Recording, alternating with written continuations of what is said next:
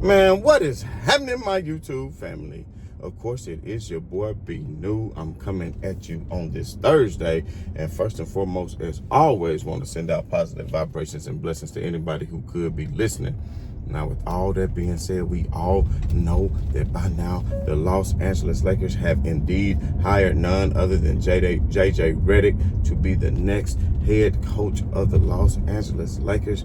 And of course, there are a lot of people in Laker Nation that are very disappointed in this hire for various reasons. But the most glaring one, I would suppose, would be the main factor that JJ Redick has no head coaching experience, no coaching experience in the NBA, and has only been in the broadcast booth. Now, we do know he has had some playing experience, and, there have been several players in the NBA who have been, players who've gone on to be head coaches and did a mighty good job. And in most cases, it's really not your superstar player that became a great head coach. Even Magic Johnson had a short stint coaching the Lakers, lest we forget, during a short period of time back in the late 90s. So now let's just realize this, a lot of times when you're a great player and you go to be a coach, you can't do it because you demand and require so much out of these players to play,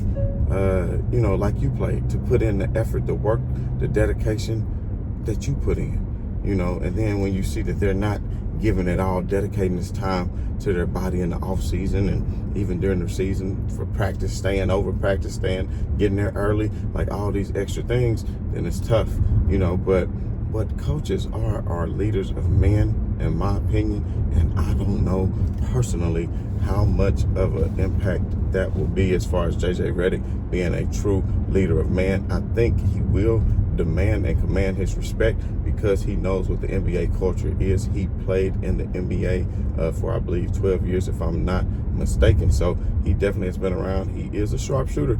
So, maybe he can coach some of these Lakers players to shoot a little better because that's something that they haven't been doing. But there's another great young basketball mind who was a player who hasn't really been given an opportunity as JJ Redick go ahead to put his coaching staff together.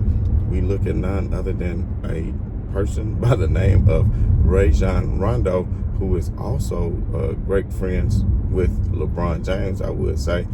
So that could be a candidate for JJ's coaching staff. But, a lot of people are unhappy with that. So let me just really get right into it on how I feel. I'm not going to dance around the topic. For one, I feel like players, they demand, players like LeBron James, people can say, well, they demand whatever they want, they get, and I don't think that's necessarily the case because, as we know, LeBron James, he wanted Coach Lou, and that didn't happen for him.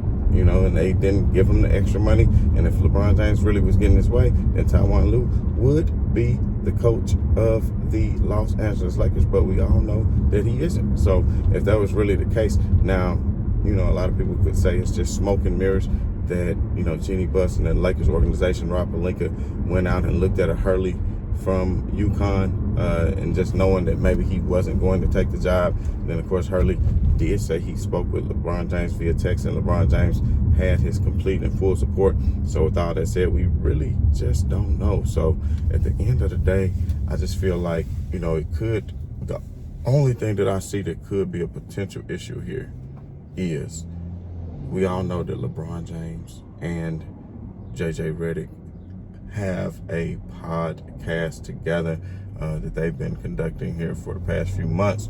And, is that kind of like fraternization almost, so to speak? I don't know, because within sports, you want to build camaraderie. You want to spend time with your coaches. You want to spend time with your players, outside of being on the floor and in practice, because you travel with these players, on almost a yearly basis. So you do become like family. So that's great that he does have a great relationship with your star player. But at the end of the day, other people might look to say, well, will LeBron James get preferential treatment?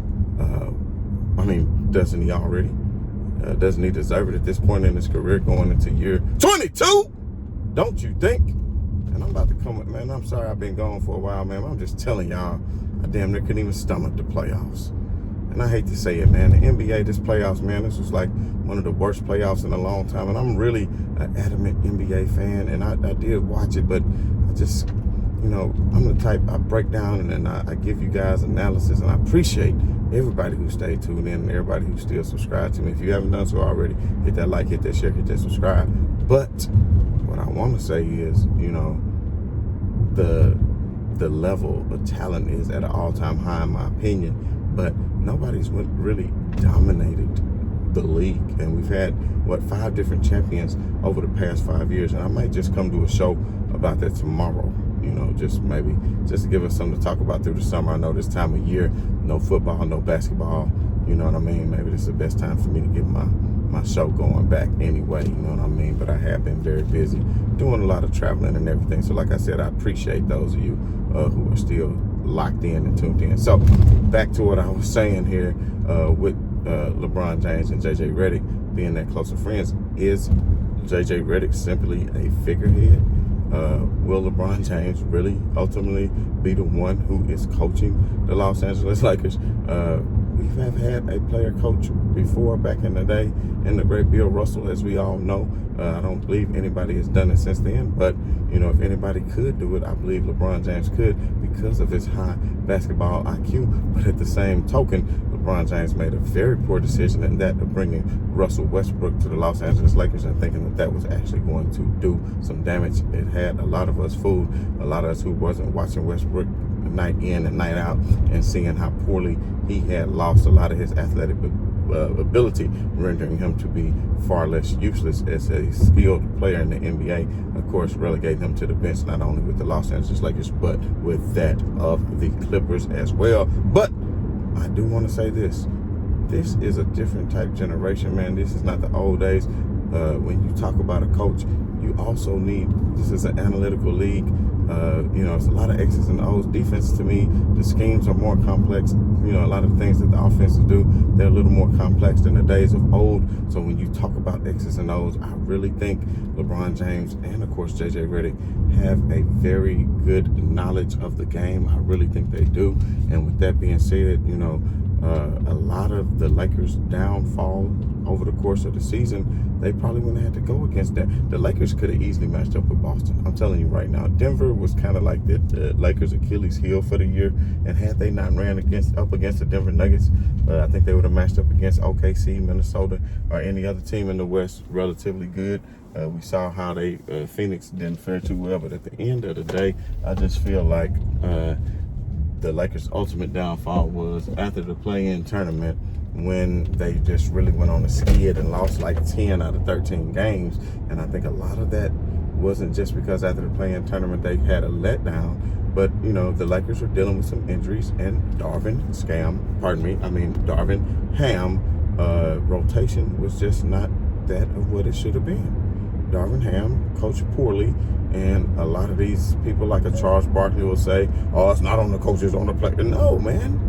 It's on the coach. If you didn't need a coach, then you wouldn't be paying them. So when they have fault, then recognize it and point it out. It's called criticism.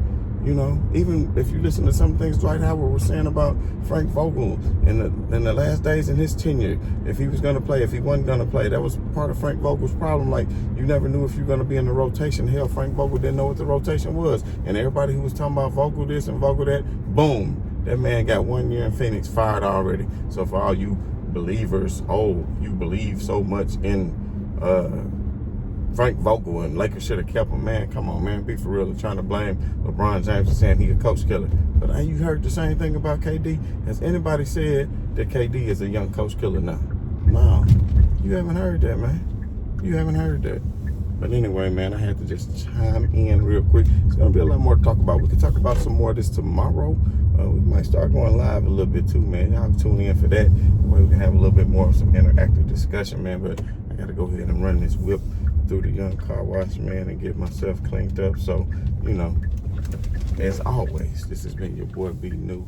I just want to say, man, right on to the real, and much love to these haters. I'm out. Peace.